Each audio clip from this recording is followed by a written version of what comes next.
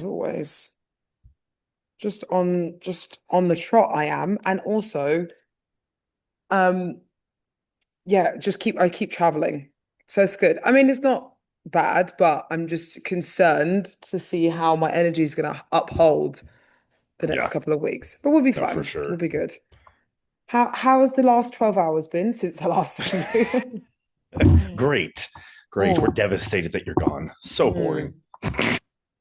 Yeah, so It's it's nice. literally, Right back on the regular daily business. Went to the yeah, gym today. No one's in town right now, so nobody like followed you up and came to town. So I that's don't have good. anyone in town again until next weekend. So I have like a week and a half kind of free, and then Ashley Hampton comes and flies in and stays for a week. That would be fun. It's cool that you do like now that I've been to like one of your little camps in terms of like going to your house, staying, training, all that type of stuff. It's like actually really cool. Like I like that style of stuff, like because it's Yeah. a little bit more tight knit. Obviously, we can you could be specific with training. Like, do you feel like it's easier to manage? Well, it is easier to manage clients' programs and stuff like that when it comes to training and stuff and what they need to Oh, for sure. work on training wise. For Yeah. sure. It's just like what I can't remember what her name is off the top of my head that Jamie recently hired for Fit Body, but like the training assessments that are Allison. done. Yes. So not that I'm doing like assessments to write programs off of, but when you come and you're like, hey, this is what Jamie has laid out for me for training, push me through it, tell me what I can work on in it. I'm like, all right, sweet. All the way down to people that I do the training programs for come here, like Ashley in a couple weeks. And then I can see how she's been hitting what I'm having her do outside of just the video feedback that she sends, and we're able to like stack on top of that. Like, okay, so this is what your intensity looks like the entire workout because I'm only getting snippets of training videos. This is how you're doing your feeder sets and exhausting yourself with way too much junk volume, like shit like Hmm. that. And we can like get down to the nitty gritty, fine details of everything, along with, like you said, just the camaraderie of being in person. Like we had Kerrigan's here, she's on a different team. You are here, you're on a different team. Zoe's here, she's on Bare Aesthetics. We had people here all staying at the house together. And then you have Ria was here, Miss Figure Olympia, who has a coach from overseas. But none of Hmm. that matters when you're just a camaraderie focused, tight knit group of people all together, staying together. Everyone's cooking together, weighing their food out together. We all hop in the car together, go to the gym, go to the grocery store. You guys went on a fucking walk down to the lake with the wind blowing, like screaming in your face. Like I none think of that's that what also bodybuilding stuff. exhausted me. Yeah, for sure. We ran like I was in a high rocks, like for a good solid like 2 minutes. And I was like, this isn't on my plan, and Jamie's gonna kill me if I I was on an continue. electric scooter. Yeah, you bailed and were like, yeah, I'm not running, so I'm just gonna. Well, we were running just because we were missing the sunset, like literally Yeah, chasing yeah, it. they were We're literally like, chasing let's do sunsets. it. It was great, but like also not doing that again. That's probably what exhausted me, Oh, I'm like sure. It was for the hilarious rest of the because week. after that night, the next 2 days that you were here, 3 days you were here, your energy levels went. Yeah. Yeah, I I was like, mean, oh yeah, she's that exhausted. doesn't mean also I did teach a 3 hour posing Yes, seminar on 100%. that Saturday as That well. same day or that night before, yeah, that was Yeah. yeah, So it was a which was lot, but awesome. By the way, we can dive into that too. That was a yeah, it was great a lot of seminar, fun. great I turnout. really enjoyed doing stuff like that. And it was a little bit more of a tight knit, like you said, tight knit group of people in terms of like, it wasn't small by any means. 15 people was a good amount, but it was nice to kind of get like individual work done Yeah, with everyone and stuff as well. Go through comparisons, go through people like posing next to each other. Because I think that's the one thing that I think a lot of people always struggle with. I mean, don't get me wrong, you can't always pose next to people, and that's fine. Like, but honestly, if you can get yourself like just posing yeah, next to each other, like me and Kerrigan, we just like I think it was twice, maybe we did it or once. We did comparisons with each other just to go back and forth, just to get the rounds in because it's uncomfortable being next to someone, and sometimes posing by yourself is way easier. So we do that, right? So then when you mhm, pose next to people, you're like, oh, this is what it feels like to be on stage. And even Kerrigan was saying, like, when I we were posing next to each other, she was intentionally slowing down because she knows she actually poses a little bit faster. So she was trying to match my tempo a little bit more, which is good yeah, because she needed to slow down anyway. So yeah, she was like, it's good to do these little things because you forget to do that when you're by yourself sometimes. yeah, So definitely. yeah, And it was overall, it was good. I was super happy with the turnout of it all too. Like you Mm. had think you had 16 in one group and 15 in another. So 31 Hmm. total for bikini and fit model. And then Yeah. Rhea had 4 girls come out for figure women's physique. Hmm. So in total, just under 40 people. Like that's a really good turnout for, we only did this on like a month notice too. And Yeah. that I'm really was, happy with that. I want to say out of 35 people, 12 or 13 of them all came from out of state, like flew in or drove from over 5 hours I away. So remember. really cool. Just people showing up for you, showing up for the knowledge and getting to enjoy the Yeah. gym. So good turnout. Yeah. So thank you so much for anyone that did come. And then we'll keep an eye out or listen out because we'll probably do another one at some point. Because post Arnold's UK, I would be on a flight straight back to Arizona because Yep. we're doing shows in the US again. She'll So be I know right back here on everyone's, the West Coast. yeah. Well, I know everyone was always like, what are you doing after the Arnold? So I was like, I'm going back to the US. So we're just going to keep running until we're qualified, basically. We could always do a Vegas one. I say we like I'm on posing portal, but if we want to do one of those combined things where we You talked could about doing a, pose. You yeah, could we talked pose. about doing like a legitimate like event where it's like training on top of posing on top of whatever else we bring out someone for I mean, I vacuum. would love, if I'm honest, like this is what me and Laura Lee did when we had our podcast. Like, I would love to do a live event. I think that would Mm-hmm. be so much fun, like a podcast live event. So we do the whole setup No, thing. for sure. People can ask questions live in action, whether that be to do with posing, training, whatever it is. Yeah. We can obviously help out and obviously kind of go from there and answer. So that would be really cool. We can always set that up. So comment down below if you're wanting to see something Yeah. like that, because that would be pretty sick to do. Vegas would be a good Um, hub for that too. I have a couple gyms that would mhm. let us do that out of. Yeah. So comment down below if you're wanting to see that and if you're wanting to do that, because we can always do like training camp, posing day, whether an hour of posing, an hour of training, an hour of podcasting. We'll do Hey, if everyone something. wants to pitch in and get Corey over to Bali for Phoebe's retreat, I'll do Oh my training. God. Yeah. Come to Bali. Yeah, because my How retreat many is spots did you have for that? I saw you only had a few so left.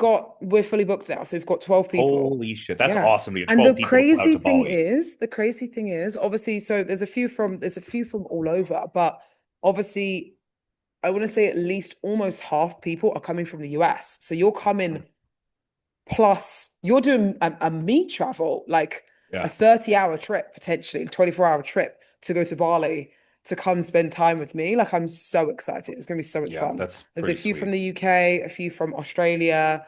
I think one from Bali in general. So like we've got a good group of people, which I'm really excited for. So this is gonna be Love great. it. I'm so Yeah. excited. So, and I might do another one in November. So again, comment down below if this is something you want to do and be part of in November potentially. So I do want to do one in the US as well, but like, is it the same vibe? Because Kerrigan did a retreat, didn't she, before? She did. And what she's planning on doing is she's doing a retreat in a different part of America twice a year. Hmm. So she did it in Houston because it aligned with a lot of other stuff going on in Houston that we were there for that weekend. We did some Labrado nutrition stuff and whatnot. Along with it was one of the coaches on her team, Dylan. It was his birthday, and he lives in Texas. So all of it was Hmm. combined in one. That's perfect. And they did a posing thing with Jordan Fisher at her studio that she owns. A train and so Hunter obviously owns a private gym, the Labrada facility. So he Hmm. opened it up to her entire team to come and train there. They did the posing thing at Jordan's studio and then had a catered dinner and then a night out. And so it was a cool couple day Nice. event that they all did. And then she plans on doing that at each coach that's on her team. So Vanya's on the team, Kenzie, Audrey, I guess her and Dylan just both kind of did Texas. So they're going to hit everyone's location over the next couple years. So they want to do one like in October. That'll probably be here in Idaho just because weather's amazing then. Then go over to Vanya's side of the nation, over to like that Tennessee East Coast area, Mm. and then do one up in Canada. So they'll do that over the next like year and a half. Canada would be cool. That's so Yeah. cool. Yeah, I mean, I always find like those kind of things, they're so much more fun because again, it brings community together. So that's why I'm Mm-hmm. like, I would rather, for me anyway, do something along the lines of that. And that's why I like doing seminars, like posing seminars, like that type of thing.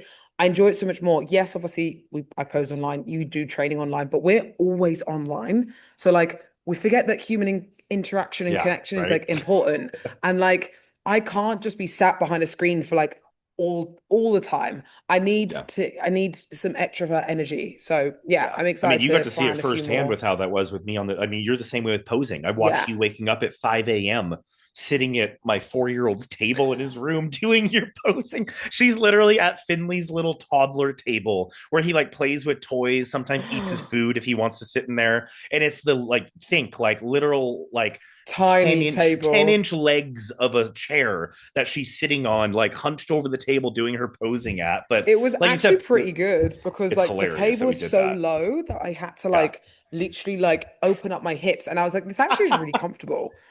So it was quite funny. But it's funny, But like we both saw it firsthand. Like you walked into my office on accident the other oh night at like yeah. 11 p.m. and you were like, "Oh, you're in here working." I'm like, "Yep, getting some stuff, Yeah. getting I was like, programs I done." And thought this then was the bathroom. you're up, you're up at 5 a.m. over there, like Yeah. doing your online posing. Like, it's a never ending thing. It's nice to Yeah. have the in person interaction with people that we will work with too.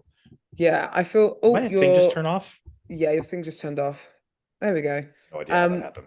I feel like it's really easy to, again, with what we do, so online based, is to only want things that are online. Like I Mm-hmm. forget that doing stuff in person, it like I feel like that's so much more fun, like way more fun. Oh, way more. Obviously you can't always do that, and I understand that because of freedom and I travel a lot and all that type of thing. I get that, but like being able to have yeah, a community of people to do stuff in person with is just so much, yeah, so much something that you should really think about doing. Not you, but like if anyone's listening, Mm-hmm. like if they're wanting to be more online or more in person, like what they think, try and do a split because I feel like the way that the world is going, I feel like everyone's always like, I want to be online. And I'm like, don't just be online though, because like you lose a lot of community that way by just being online. I personally feel anyway. Um, anyway. Um, do you want to go through the previous pro show Yeah, let's do it. that Brazil, we've right? just had? Yes. Okay. Brazil. Um, so is it? I thought it was Bruna. I don't actually know if It that's how is, I you think, say isn't her. it? It is Bruna. Okay. Because I Could just have didn't sworn want to it say her is. name wrong. She's Yeah, qualified.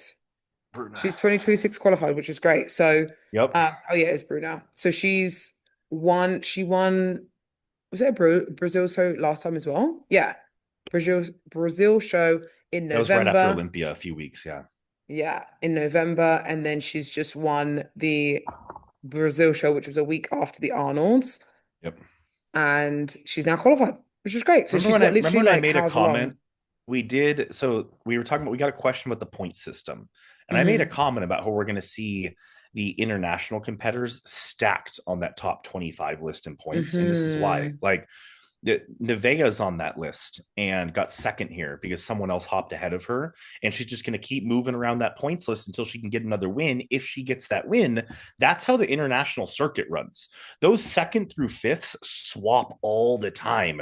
There's not too many repeat first place. Like, not everybody is Ellie Fernandez, like winning as many shows they can do overseas. A lot of them are the second to fifth place spot where they're just going to stack that top 25 points list throughout the year. So, 8, 9, 10, 11, which if 12, you look right now, literally, I 13. mean, I know we haven't had a lot of US shows yet since Olympia, so it not it doesn't necessarily prove the point, but look, Kyrgyzstan, Mongolia, Greece, Italy, UK, Mexico, Brazil, Italy, the DR, Romania, Italy, South Korea, Spain, Poland, New Zealand. Like, there's like 3 US on there Oh, on look whose name 25. is there. Who's that? UK, Phoebe Hagan. Woo, she's on the list.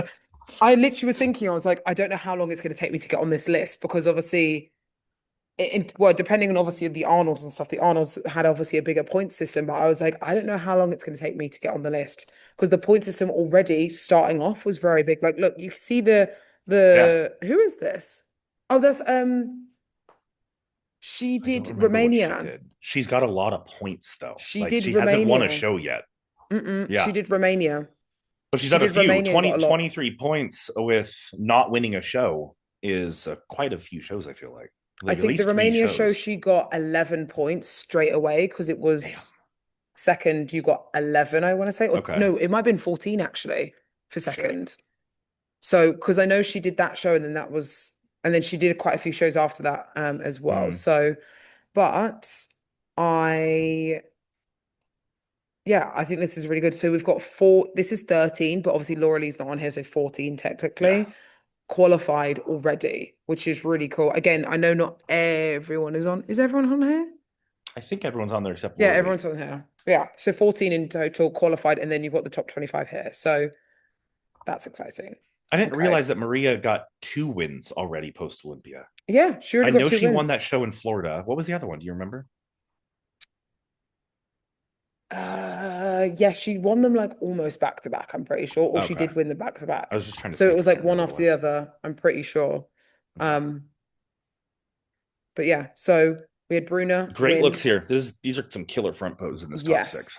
Bruna won. Then you've got Nevea. And then I've not seen this is Priscilla. And then Rafaela. Ruffs. Yeah, It's Rafaela. Yeah. Rafaela. Sarah.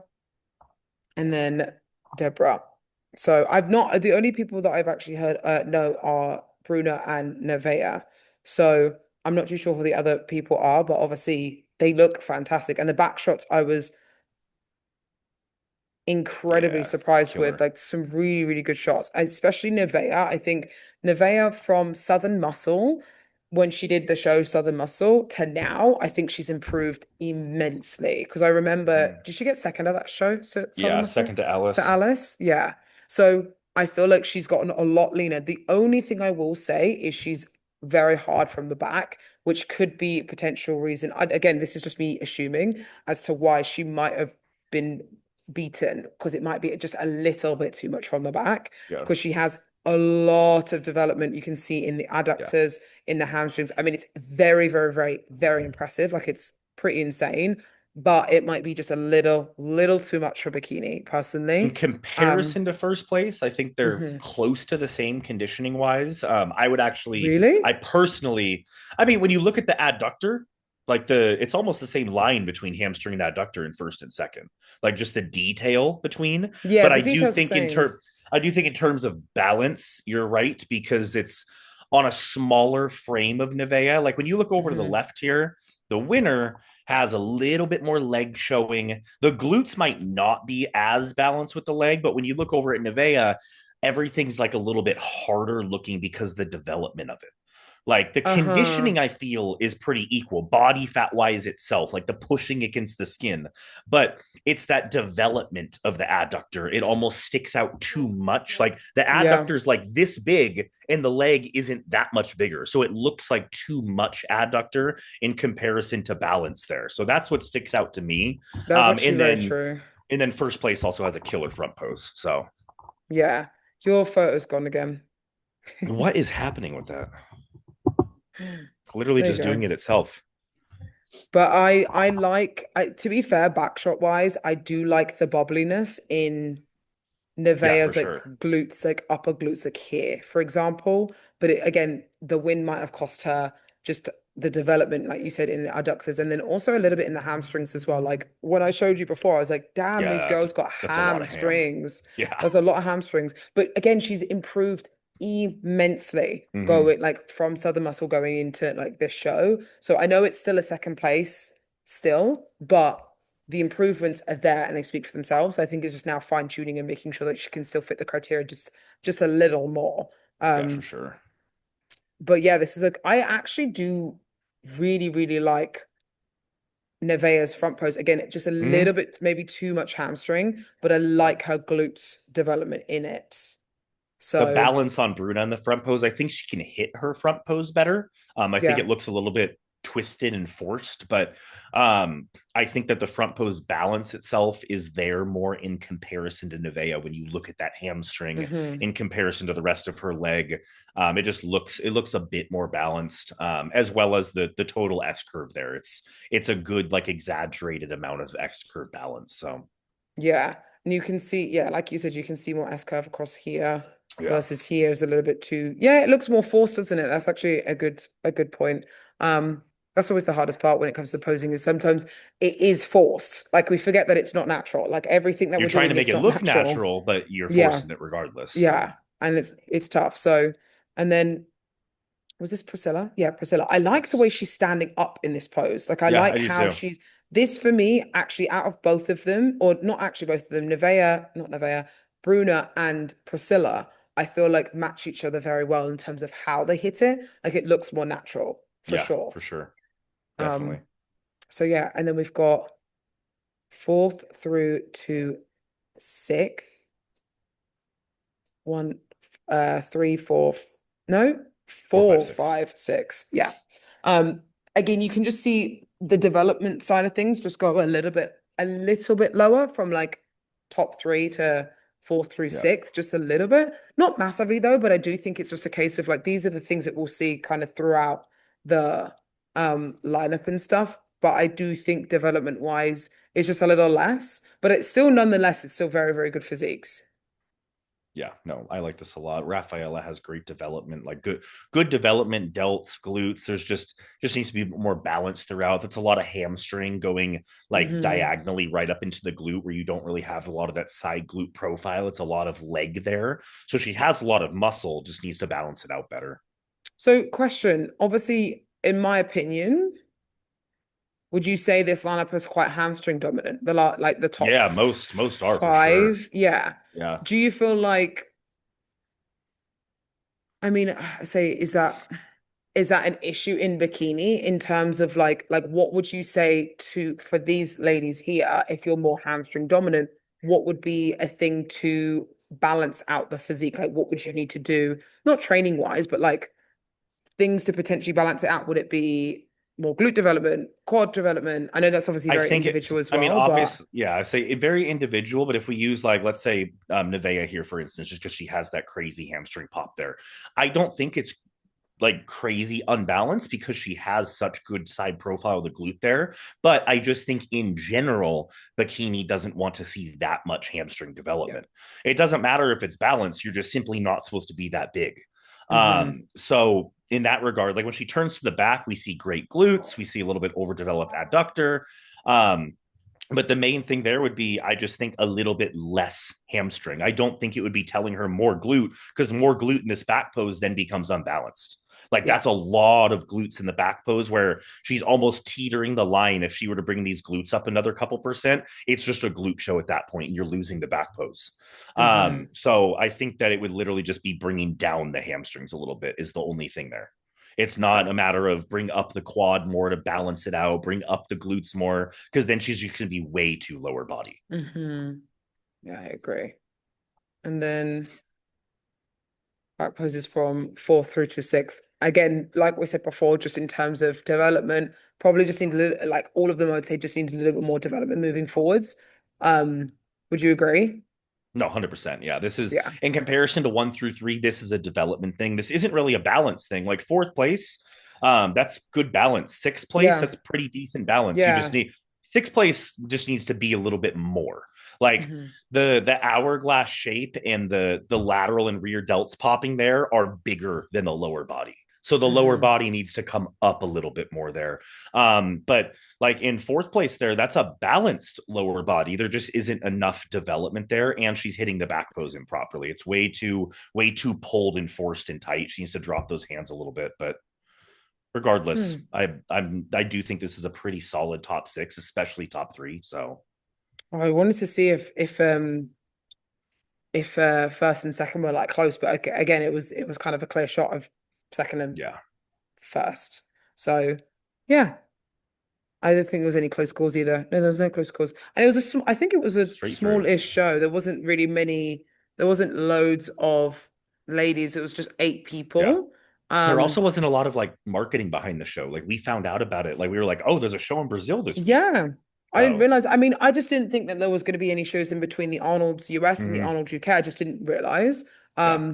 I don't know. Is there any other shows There shouldn't be. I from don't think there's any that the last week or first this one week. will be what's the Charlotte. first show?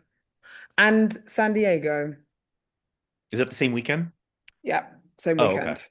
So yeah, those two shows. Those are the two shows for the first Stateside bikini bikini shows. shows. Yeah, for pros. Exciting. Okay, let's go through questions that we had. Was there anything else? There was no other shows or anything, was there? I don't think so. That's Perfect. all we Okay. had. So are athletes and coaches all friends at the Olympia level? That's so No. random. Answer is no. We all Just hate be each blunt other. about it. I mean, We there's all it's hate just each like other. it's just like anything. There's rivalry, there's camaraderie, Hmm. there's like yin and yang to all of it. It's Yeah. not just black and white. There's a lot of people that are like friendly with each other because you can't help but be friendly when you see each other so often. Yeah. But are those same people going to be like, "Hey, dinner after the show?" No. Probably But not. then No. there are some that are like that, where they're like you and Laura Lee, for instance. Like you guys don't have the same coach, you guys aren't on the same team, you guys don't see each other that often, but yet you'll text each other, you're friends, you'll sit with each other backstage and talk and like whatever. Like, so there is actual friendship, but then there's also the people that are just acquaintances, just like you'll have in any business. Yeah. And I think I personally feel like now more than anything, I don't know if anyone else feels the same. I do feel like it's gotten better in terms of people aren't so, because I think people felt more secluded before, whereas now I think people are like a little bit more out of their shell and like will just kind of be like, hey, let's go for like pros, for example, like people meet up. Like it's not Mm-hmm. like, oh, I can't be friends with you, or I can't do this. Like I don't think it was ever massively like that, but I do think there was this kind of like just like we're against each other, so this means we can't be friends vibe, which really doesn't need to be the case. Like we were all backstage at the Arnold's, everyone was having a fun time, we were all making jokes, all laughing, like having fun. Like Yeah. it's never ever been like a rival, like I'm against you, so I'm not going to talk to you kind of vibe. Um, I don't, is it even like that with the men? I mean, I feel like the I men don't would think be more so. like There's that. there's a couple men No? that obviously have issues with each other. I think it's more in the coaching side, honestly. There's Yeah. coaches that, and obviously we won't go into names at all, but there are coaches that literally have each other blocked on social media. And I could Fair. name, and it's not just the two that you guys are thinking of when I say that. It's literally there. There's several. And I'm not just talking bikini, just across the board. There's coaches that simply just don't get along.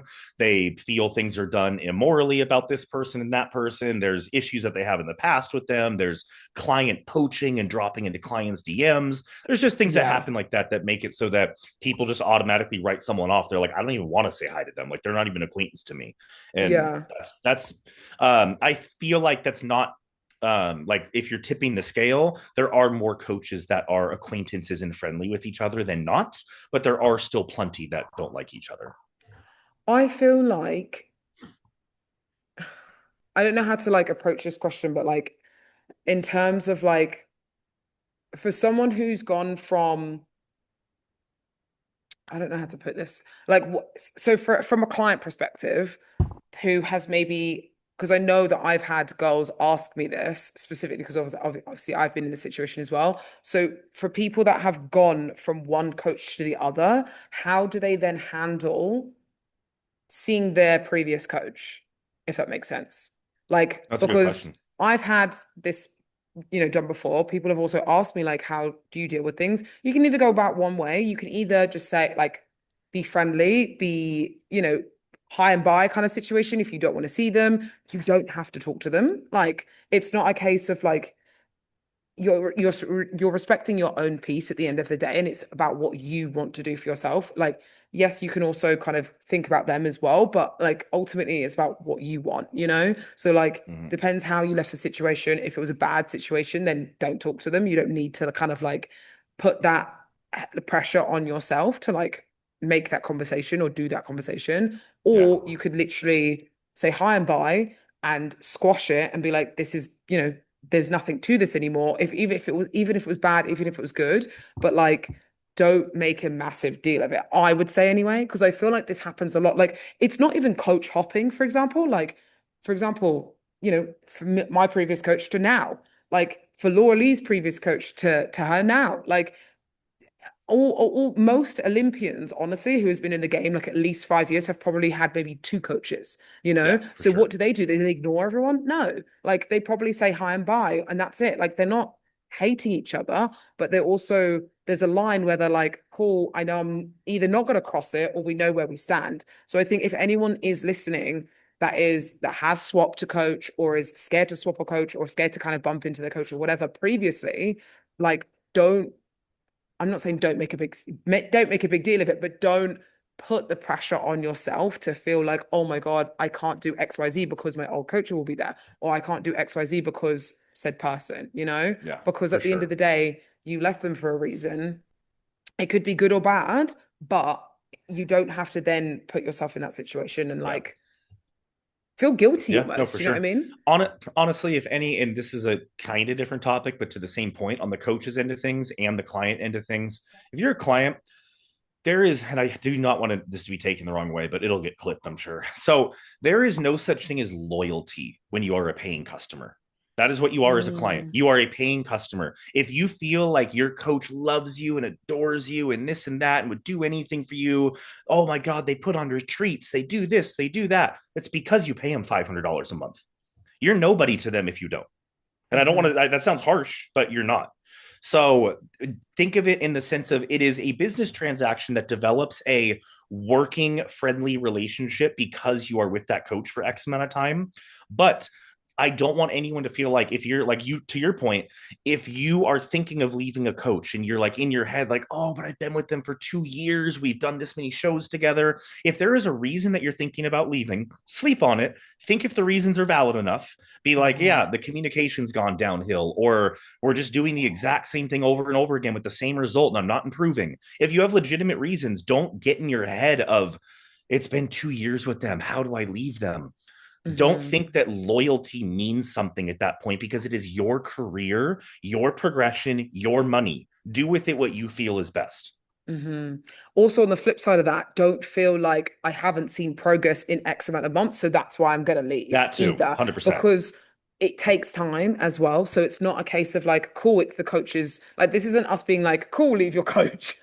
And like, if it's not working, Yeah. like, leave. No, definitely, But definitely follow the plan and like stick to what you need to be doing because it takes a long time. That's why I made the point of two yes, years. Because if you feel yes, like I haven't progressed in 2 years, you're not like placings should never justify anything, in my opinion, yeah. unless you're like at the top level. If you're like pushing for that Olympia and now you just fucking drop, like, sure, like reflect on it. But if we're talking amateurs coming up, national girls trying to get their pro card, it takes time. Like, you can't be upset at a coach simply because you aren't ready, but you wanted to pull the trigger and are like, I want to do nationals this year, and you get last call outs. It's not always the Hmm. coach's fault. You got to stick it out with them for a while to develop. My point being was more so in the sense of if nothing is changing in the sense of I just got the exact same plan. Nothing's changing in my macros. Nothing's changing with this. We're just repeating the same psychosis over and over again and getting the exact same result with nothing improving, same feedback from the judges. And that happens for like 2 years straight. Don't think that because you've been doing it for 2 years that loyalty matters at that point. Yeah, Like, I really agree. reflect and be like, look back on your photos, maybe get a second opinion of a spouse or a close friend of yours, and be like, hey, how do you feel I've improved in X amount of time? And just see what the consensus is. And you, as the client, are the deciding factor of everything. Hmm.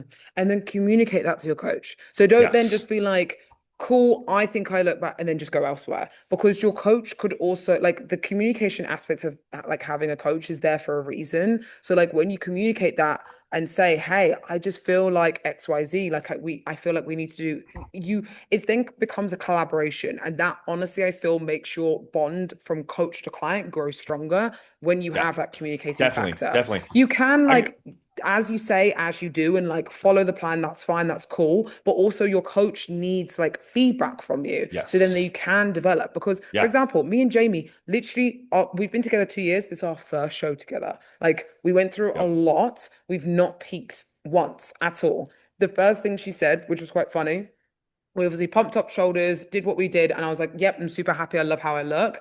As soon as I walked out, she was like, "I knew I should have pumped your shoulders," and that wasn't a mistake on her end, but Yeah. she just doesn't know. Like You needed the data. You didn't know. Yeah. my shoulders were the first thing to always go flat, like quite flat as well. Mm-hmm. So she was like, "I want to make sure that they don't go flat or anything like that," and I said, "Okay, cool." We didn't pump them up loads by any means. Like we weren't like there like doing it for like 10 minutes. It was like a couple reps on Yeah. reps, honestly. And then I came out and she was like, oh my God, like we've pumped up too much. And that's data for her. We then took that to finals and it was a way better look, way more balanced. So it's she wouldn't have known that until I literally stepped on stage. Like, Yeah, for you sure. don't know how we could have tried to do that like peak week, but again, it's when you're next to each other, that's when the coach then sees it. And she already has Yes. made changes then going into UK. So it's like that data is then reciprocated. We talk about it, we speak about it, and then you move forwards and make a plan. And Yeah. obviously, she has the experience behind that, obviously, to be able to do Yep. that. And some coaches don't want as much communication, but a lot, like 90% of coaches, want that feedback from you to be like, how do you think you feel? How do you think you do? Like, so they can get feedback from you to then move forwards and stuff like that as Yeah. well. And that right there is a point of what I was saying to like a client that isn't seeing changes in 2 years. I mean, Mhm. changes like that. When a coach gets data, why didn't anything change? They Yeah. just repeat the same thing. Jamie Yeah. gets that data from, oh shit, I knew that we should have done that or shouldn't have done that. Boom, implements it right away for the next show. That's how Hmm. you change things, even if it's very minute details. You change things because, especially at your level, at a national competitor level, that's like a consistent first call out where they're really trying to get that pro card. All of that data really fucking matters. All data matters in general. Like, how are you responding to X amount of food? How is this training doing with you? How, all that type of shit, right? But all the way down to the fine details of shit, I knew that we should have done that on stage. All right, we know for next time, implement it, Hmm. boom. And so that's what I mean when I say things aren't changing for a long period of time. Doesn't mean the physique. You as the athlete, a lot of people get prep goggles. You're going to look in the mirror and be like, oh, Oh I my don't look God, good. yeah. That's not what I mean by not changing. I mean, like, you did a show or you gave your coach this feedback about X, Y, and Z distension. This is how I'm feeling with these foods. And they just say, stick to the plan and nothing changes. Or you compete, you get feedback, or your coach sees you on stage, nothing changes into the next show. Like, Hmm. why? Something's there. There's judging feedback. There's the coach's eye of your physique on stage. Something needs to change to win the show. You got fifth Yeah. place. Why did you get fifth place? Because of X, Y, and Z. We know for next time not to do this. And it's Hmm. implemented. That's a good fucking coach.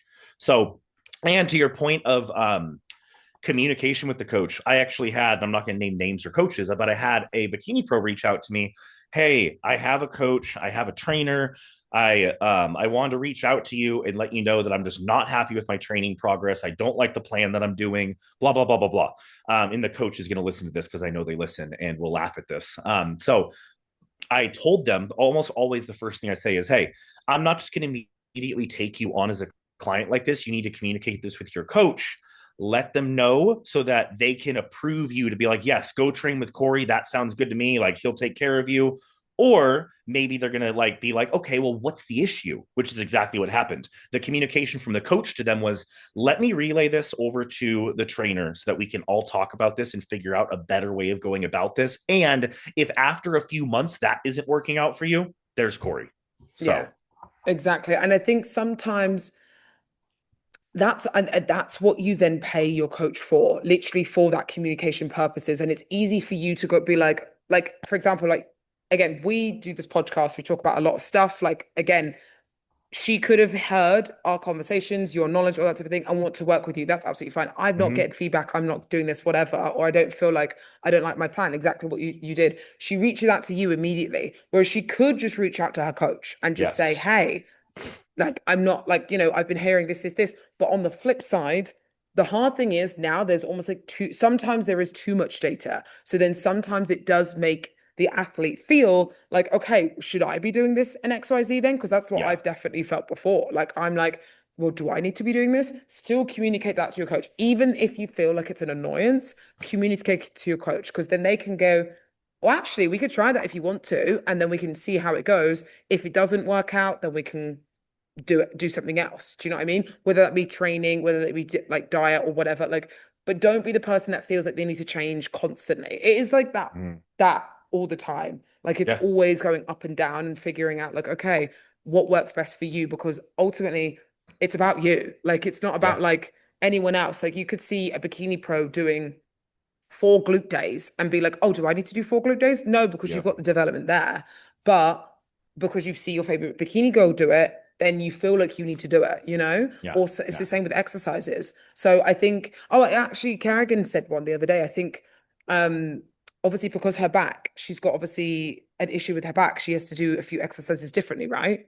Oh yeah, we were talking about that. I have her do Yes. RDLs very differently than most people would do RDLs, but it's because she's had two back surgeries. And so I Hmm. always point out, I'm like, when she reshares a story, she gets like 7 or 8,000 views per story. Like when she puts a Hmm. story up, that's a lot of people that are like influenced by that. And I've put out there, I'm like, hey, when we post your RDL, we need to make it clear that you have two back surgeries in your past. We're doing it this way for a reason. I do would never have the masses do it this way. Yeah. And the same thing goes with like I've had athletes reach out. Oh, I saw you repost one of your clients doing her hamstring curls like this or her squats like this. Is this what you want me doing? And I'm like, if I wanted you doing it that way, I would have told you that in the feedback I gave you last week. Yeah. Like, so just like don't Yeah. look at other people and think that that is what you need to be doing. Like you Yeah. said, communicate with the coach, communicate with the trainer, ask. Yeah, that's always going to be the way forward. And again, like you said, you communicate it. If it's not working, then you can seek for change. Because I feel like that is the issue in the industry where it is, that's where you see people coach hopping, which also there's nothing wrong with going to different people for opinions and stuff. Yeah, try someone But out every week. but why not? Why not? It's because if you then don't have that communication with the coach at the beginning, then that's why you'll probably hop or go to someone else because their opinion, they're listening to you probably a little bit more so because you've communicated that to them versus your Yep. coach, you know? And So, also think of this aspect. If you have someone, this, this just shows the immorality and lack of ethics that a lot of people in this industry have is, and this happens a lot. People outside, like let's say you go to a gym, right? And you're a competitor, you have a coach, you're going to a gym and you're hitting things a certain way. Everyone in that gym, like let's just a regular gym where everyone knows each other, right? Like the staff knows you, blah, blah, blah. There's a coach there, there's a trainer there, they have multiple trainers. The people that come up to you, the employees that come up to you, or even just the general public that's there, maybe there's like a prep coach that goes there. They come up to you and they try to give input on what you should be doing. Oh, you're 6 weeks out and you're that lean already, or they're having you eat what? Or I saw you post this. Why would you be doing that? Any coach like that, not only is it like a poaching method, but it shows the lack of knowledge of that coach because mhm, anyone that understands how a prep works, how coaching actually works, knows that you cannot weigh in on what someone is doing when you don't know the history leading up to it.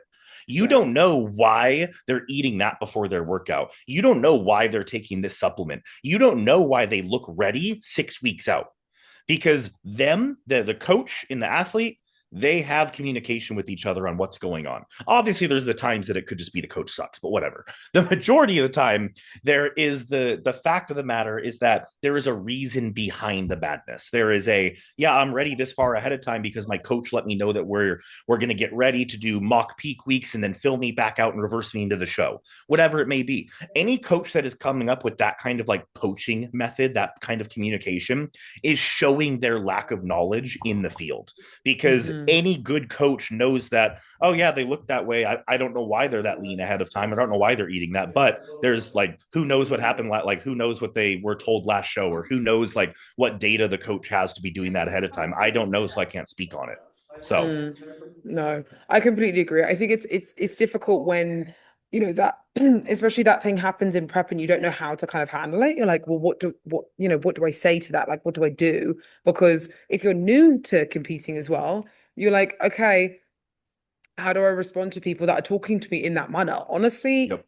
say hi and bye. Like literally that's Yeah. it. That your prep is your prep for a reason. And like you have to always have trust and faith in the coach in your coach that you're Yes. doing the plan, like executing it to what you need to be. Yes, there's going to be opinions. There's always going to be opinions. Now more than ever, I think. Back in my day, when in 2016, there wasn't really Instagram as much, and people wouldn't kind of share as much what they were doing in prep. So like honestly, if I was doing stuff, like I was eating like not six, that was actually very, very low. Like below 1,000 calories, I won't lie, at like some point. No one would Mm, say shit because we didn't really say anything. And also yeah. we weren't in communication with that's how people knew what I was doing. But it Yes. worked and I was winning shows and I was getting the progress I needed. So I just did it. Whereas Yeah. now everyone has an input. Everyone wants to know what's going on, which there's also better ways of doing preps, of course, as well. But like you just tune it out. You don't listen to other people. You do what you need to do, and then you assess after with your coach. So Yeah. ultimately, this whole conversation is literally down to say, like, try not let any like other opinions like come Yes. into your preps, because it's so hard to then listen to your coach and have that trust. Because mentally, if you're getting other people saying, oh, you need to do this, you need to do that, you need to do that, you then question your coach. If your coach changes something based off something you've heard that you've given it to them, it's then skewed data. Do you know what I mean? So it then kind of veers away from the path that they're actually wanting to give you, Yeah. because they're trying to help you and what you want to do. Anyway, so 100%. And that it's falls hard right in though. line with what you and I do for a career. Like as a Yeah. trainer and opposing coach, like unless asked specifically and only within our like wheelhouse, you should not have a trainer or opposing coach that is giving input on what you're doing with prep. Yeah. Like if for some reason the supplement stack that you're taking or the amount of cardio you're doing or something comes up in conversation, it's not my job to go, why is your coach having you do that much cardio? I wouldn't be doing Yeah. that. It's not Phoebe's job to go, your shoulders are way too big for bikini. Like it's not Yeah. our job to do that type of stuff. That is on the prep coach. We do our job. And that's why I'm very hesitant when I see people that are prep coaches that also do posing coaching. And it's like, yeah, Mm, I keep the two separate because it is very, very hard to work in that gray area. Too mm, many coaches, many people in general don't have an ego that they can put aside where their main job is being a prep coach, but I also offer posing. There's always that little bit of ego that wants to take over when you're posing someone else's client that yeah. wants to weigh in on what they're doing. And that's why it's nice to be just a trainer, just a Yeah. posing coach, because you're not supposed to weigh in on that type of shit. That's what ends up making the client second guess their coach. That's what ends up causing relationship issues, colleague wise, like me with a coach, you with a coach. Like you just don't do that type of shit. So Yeah. Exactly. Um, and then you've put something, your core is physiologist. I can't say that word. what one was it? I copied and pasted from the DMs. Oh, Oh, philosophies on that's the training. one. Why was I Yeah, say someone said philosophy? That's what I wanted to say, but that was completely incorrect. That's how I read it. I was like, philios, no, goodness. incorrect. The philosophies. Philosophies Um, of core is training. when it comes to honestly, like, and I think I said this a few months ago, but we do have like newer listeners too. But training philosophies, like, really, and Brett Contreras actually posted something about this the other day in terms of like how many people are out there just recreating movement pattern wheels, and it's crazy. Hmm. Like, an RDL doesn't have that much variance person by person. There are differences, like we just said with Kerrigan, for instance. There's differences in how someone needs to hit it based on them as an individual, but there is a baseline of how you do something. And the main thing is, are you feeling this properly? Are we getting it biased where we want it to, like glute versus hamstring? And are we making sure that like our lower back, our erectors aren't engaging in the movement? And if that's a yes across the board for the athlete, why am I then trying to be like, okay, but this is how I like to do it. Let me Yeah. change this. There's no point in that. Now, of course, there's like differences with each person, like biomechanics, their movement patterns, an individual where there's little variances. But my training philosophy is mainly just evidence-based training. I don't like the term necessarily science-based because science, I can go and find data that disproves everything. This one says this one says this. So it's like I don't like using that terminology really, but evidence-based, meaning this is what we know works. Anecdotally, this is what has worked with thousands of people. And so let's base it off of this and then work at that for you as an individual, for your biomechanics. How is this going to work for you based on your judging feedback, what the coach wants to see come up or down on your physique, and let's implement these movement patterns. So that's where I base things off of. And then I kind of have like a hierarchy tier list of what I find like most important philosophy wise. Number one, form execution. That's the basics from the second you step foot in the gym for the first when you're 16 years old is how to perform the lifts. Get the basics down, form execution all the way up to the top of the Olympia level, and really in any sport. Is the execution of how you're doing the exercise and making that work for you. After that is just the sequencing of muscle groups and exercises. If you're someone that is told that you have a lagging chest, why am I going to have you hitting your shoulders for 2 to 3 exercises prior to going into a chest press movement? Yeah. Same thing with bikini athletes when we're talking about glutes versus quads, hamstrings versus this. Like being able to sequence exercises properly to go in with the least amount of fatigue and the maximum amount of expenditure possible for the muscle group that is lagging, to not have a secondary muscle group become a primary and start to take over from that movement. Um, and then after that, the last thing that I have is literally a list that I have when I go through things is the frequency that they're training throughout the week. And Hmm. there is, and this is another evidence and science based thing, is the um, frequency helps with recovery as well as not like breaking down and having so much systemic inflammation and CNS fatigue over time. Is instead of destroying a muscle group one day a week, let's hit it more repeatedly and get that blood flow, get that expenditure at a more frequent rate throughout the week. Like instead of me going in and just destroying my shoulders on Monday and then, all right, don't got to touch them again for another like 5, 6 days. Why wouldn't I pair Yeah. them with doing something after chest or with triceps and just hit that frequency throughout the week? You don't need 3, 4 exercises in one day for your triceps to grow. You need 1 to 2 exercises 2 to 3 times a week. Same thing goes with glutes. Same Glutes. thing goes with quads.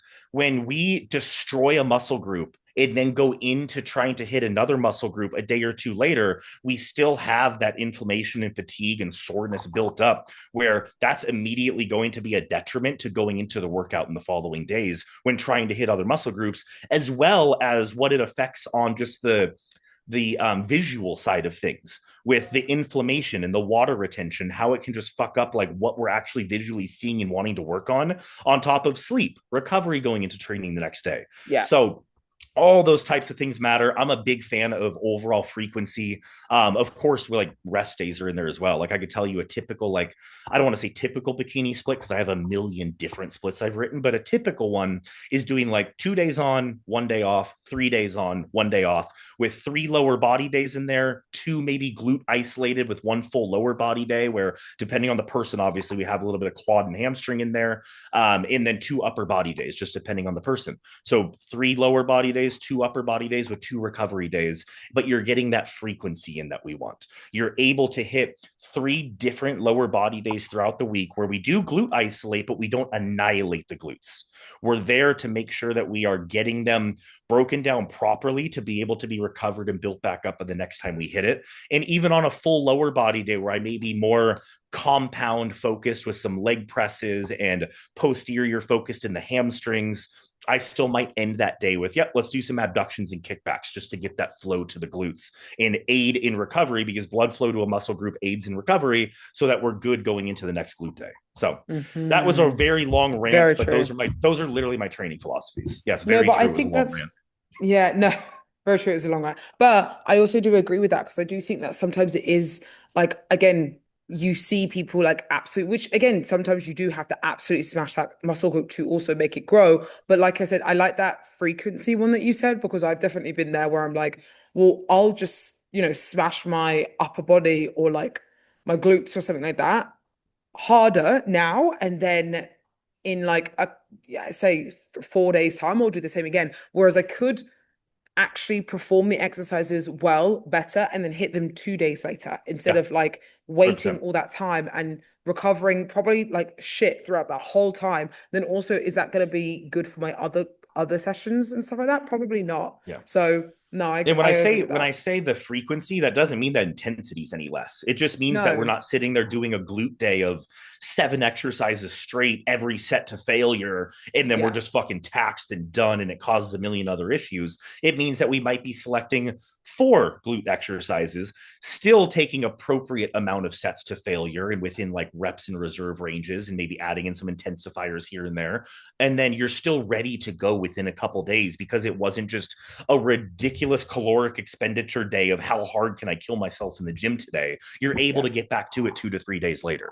Yeah, that makes sense. I think that's good. It's interesting hearing that philosophy as well because like what I mean it's very well not easy, but it's very like true to what should be done. But again, anyone that's new listening or someone that's new into training might just think I'm just going to smash every single session as hard as I can go and that be the best way to grow or to improve. And it may be, but also thinking smarter might also be as well, Yeah. you know? And on top of that So too, there's always like PEDs that come into place with stuff where yeah. when some people watching videos on YouTube or on Instagram, some amateurs coming up might see how someone is training and relate that to themselves.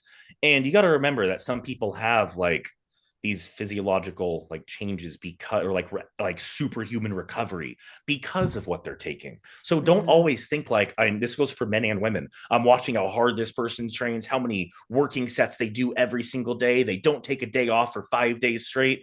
Well, there might be supplementation in place that is allowing for that. Is it still, it's still not the most healthy way of going about things. It's still definitely not the No. most optimal in terms of recovery and proper growth, but can it work because there's supplementation in play? Of course. Like that's an Mm-hmm. entire different ball game at that point. But regardless, that's not to say that doing things the way that I just said with supplementation won't be even better. So Mm-hmm. Yeah, I agree. Was there any other questions? I think that was the only other I question. think That that was might have been it. all we have. All right. Bye, With everyone. small, yeah, bye everyone. We have small amount of questions today, and then that was pretty much it.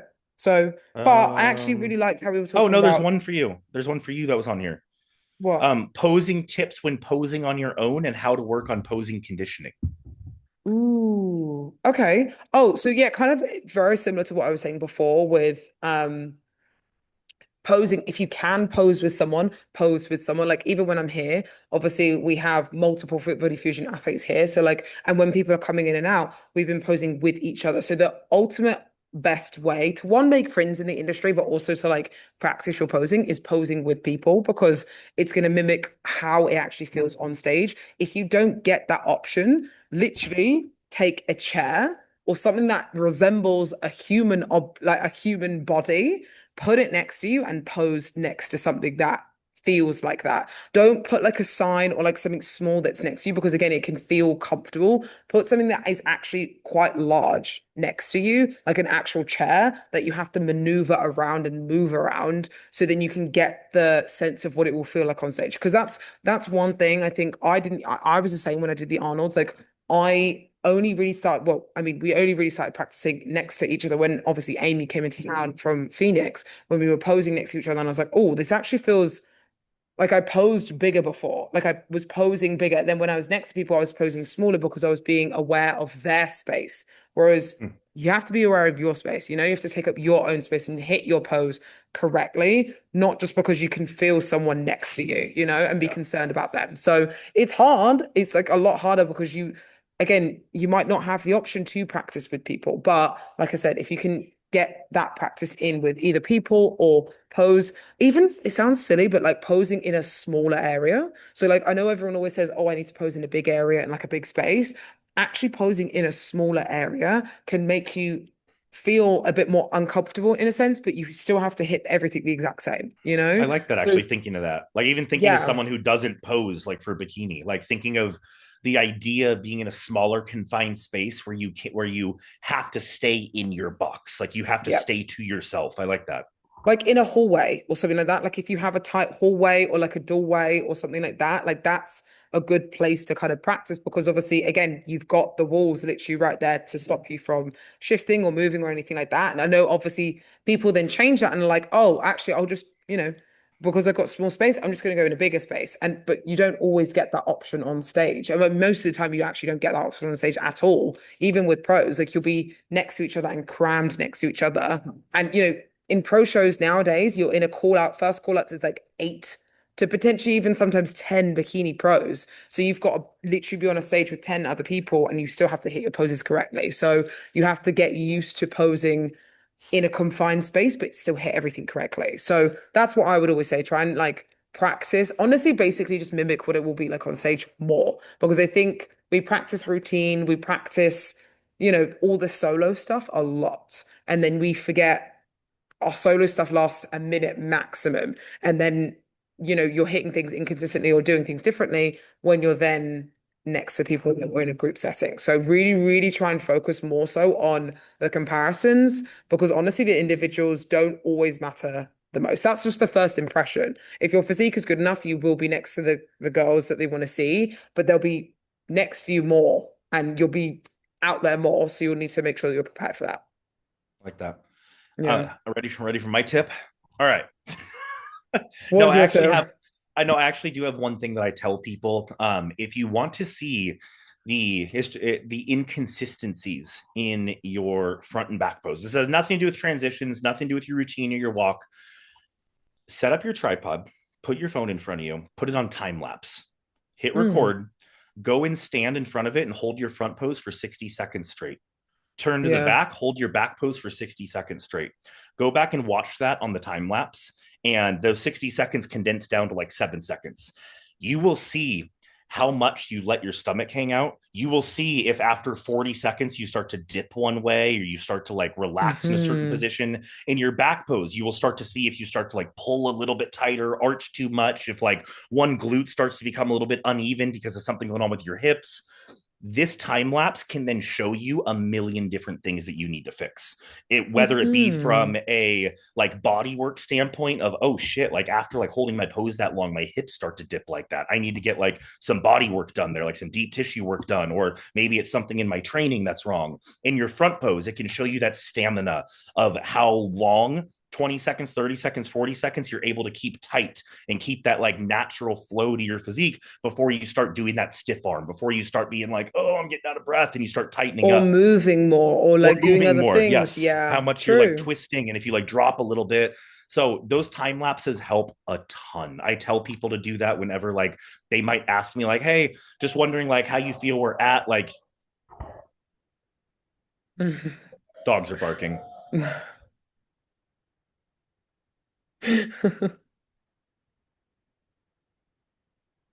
They're still going. My goodness. Someone rang the doorbell. I don't know how. Okay, get this. I'll get back on this in a sec. We took our doorbell out because there was like some issue going on with it where oh my god, they're still going. You can't hear them that much, to be fair. Okay, good. There was an issue going on with it. So we just took the doorbell off. So there's just a couple like wires sticking out. Yeah. We've had people literally come to the door and take the two wires and put them together to ring the doorbell. I was like, you kidding me right now? And you're like, So back really? back on that topic. Where was I going with that? I don't remember what. Oh, so yeah, in the poses themselves, you do this with your mandatories, with the front and back pose, because like you said too, over that 60-second period of time, when it condenses it down to 6 to 7 seconds in a time lapse, you'll hit play and you'll immediately see at what point, like it, because it's not a subtle. When it's in a time lapse, it shows it fast. So if you're sitting there holding your front pose, and then all of a sudden by the end, you see yourself go like this, you're like, Yeah. oh shit. So after a period of time, that's what I do. Or your hips move in the back pose, or your adductors start to poke out too much because you start to squeeze a little bit too hard or push a little bit too hard in the back pose. Like things like that can show you a ton. And so I have people that like will ask me in a check-in, like, hey, how do you feel I'm looking like balance wise, blah, blah, blah. Do we need to update anything in training? And I'm like, hey, this is like, do this with your front and back pose. And I'll tell it to the coaches too. We have like a group chat sometimes, and I'll be like, do this and give this recommendation. And then we're able to see, because in a still photo, and maybe you do this, maybe you don't, there are a million athletes out there that for their check-in photos, if you scrolled through that morning's photos, there are 20 front poses taken, 20 back poses taken, because you're looking for the one you want to send your coach. Is that a good way of going about it? Hmm. Yes, in a sense, because you want your coach to see you displaying your physique in the best way possible. But at the same Yes, time, but is that showing them what you need to work on to when you get into your front and back pose? Not at all. So yeah. sending a video is always good too, but those time lapses help a fuck ton with that. Yeah.